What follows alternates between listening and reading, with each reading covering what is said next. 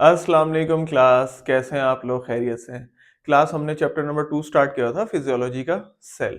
ठीक है, सेल के बारे में हमने पढ़ा था। Cell is the basic structure and functional unit of a body. अच्छा, उसके बाद हमारे पास कुछ सेल के फंक्शंस थे, ऑर्गेनेलीज ऑफ सेल्स थे। उसमें हमारे पास सबसे पहले था सेल मेम्ब्रेन, आउटर कवरिंग है। उसके बाद जो लोअर लेयर है साइटोप्लाज्म है। थर्ड नंबर पर था राइबोसोम्स। ठीक है, उसके बाद हमारे पास जो थे वो फोर्थ नंबर पर गोल्गी ऑपरेटस। अब हमने ये तो एक इमेज बना ली कि सेल के कितने फंक्शंस आ रहे हैं और उसके अंदर कितनी ऑर्गेनेलीज हैं। लेकिन अब हमें इस तरफ सोचने की जरूरत है कि जो हम ये ऑर्गेनेलीज हैं, आखिर इन सारों को भी तो कोई ताकत दे रहा होगा, इनका भी तो कोई पावर हाउस होगा।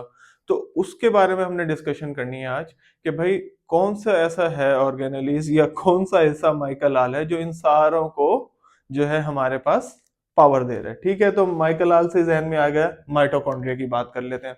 Mitochondria basically power house of cell है। ठीक है, और it is a self replicating organelle. Self replicating organelle क्यों कह रहे हैं? क्योंकि ये अपने आप को खुद सेल्फ प्रिपेयर कर रहा है, खुद अपने आप का अपने रेप्लिकास बना रहा है, अपने डुप्लीकेट बना रहा है, इसलिए हम इसको कह रहे हैं सेल्फ रेप्लिकेटिंग ऑर्गेनेल। ठीक हो गया। अच्छा, इसका स्ट्रक्चर के बारे में डिस्कशन कर लेते हैं कि इसकी कंपोजिशन किस तरीके से है। यानी कि इसकी जो कंपोजिशन है उसमें थ्रेड लाइक स्ट्रक्चर है। ठीक है, सिंथेसाइज हाई एनर्जी फॉस्फेट। ठीक है, अब इसका फंक्शन क्या आ गया कि थ्रेड लाइक स्ट्रक्चर है कंपोजिशन में और high energy phosphate, synthesize high energy phosphate. अच्छा, सेकंड बात क्या कह रहे हैं? Therefore it is called as power house of cell, इसलिए उसको क्या कह रहे हैं? पावर हाउस ऑफ सेल भी वो कह रहा है। ठीक हो गया। अच्छा, नेक्स्ट हमारे पास इसमें आ गया साइज। अब इसकी जो लेयर्स है ना, टू लिपिड्स बाय लेयर है, यानी कि डबल लेयर है। आउटर लेयर अलग है, इनर लेयर सेपरेट है। अब उसमें उन्होंने बता दिया कि इसकी शेप क्या है। इट इज मोलेटाइल है, मोटाइल है, मोटा है। ठीक है, it localize at intracellular site. अब कौन सी साइट पर है? इंट्रासेलुलर साइट पर है। और उसकी रेंजेस बता दिए हैं कि वाइड कितना है, 0.5 से 1 माइक्रोमीटर तक, और लेंथ उसकी बता दी अप टू 10 माइक्रोमीटर। ठीक है, ये एमसीक्यूज के पॉइंट ऑफ व्यू से बहुत इंपॉर्टेंट क्वेश्चन है।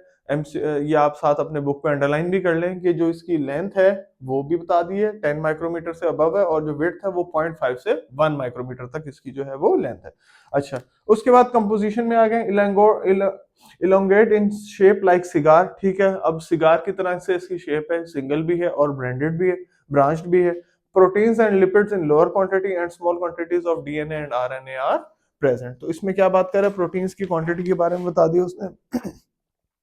अच्छा, इसके बाद हमारे पास जो है ना, इसकी एक चीज और रह गई है कि जो साइज में जब हमने बात की थी ना, तो it is different in size and shape. पहली चीज तो हमने देख लिया कि उसकी साइज और शेप डिफरेंट है।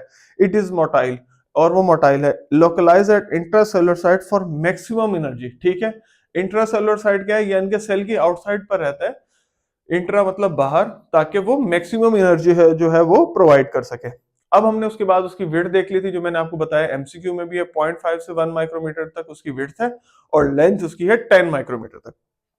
अच्छा, अब जो हमारे पास इसमें जो नई बात डिस्कस की हुई वो है उसके फंक्शंस की।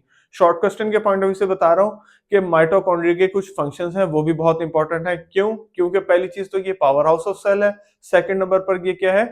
It is a self replicating organelle. अच्छा, a large amount of ATP is formed in mitochondria। Function में पहली चीज क्या कह रहा है? Large amount of ATP is found in mitochondria. Pyruvic acid, amino acid and fatty acid are converted into acetyl CoA. ठीक है, उसके बाद the acetyl CoA is broken and into hydrogen and form into CO2, और carbon dioxide जो है वो हमारे पास release हो जाएगी। ठीक है, तो इसका फंक्शंस, दो ही फंक्शंस दिए हुए हमारे पास बुक में, इंपॉर्टेंट है, उसको देख लेना है। और साथ हमारे पास जो है माइटोकॉन्ड्रिया, आपने इसकी हेडिंग्स जहन में रखनी है। सबसे पहले इसकी स्ट्रक्चर के बारे में डिस्कशन हो रही है।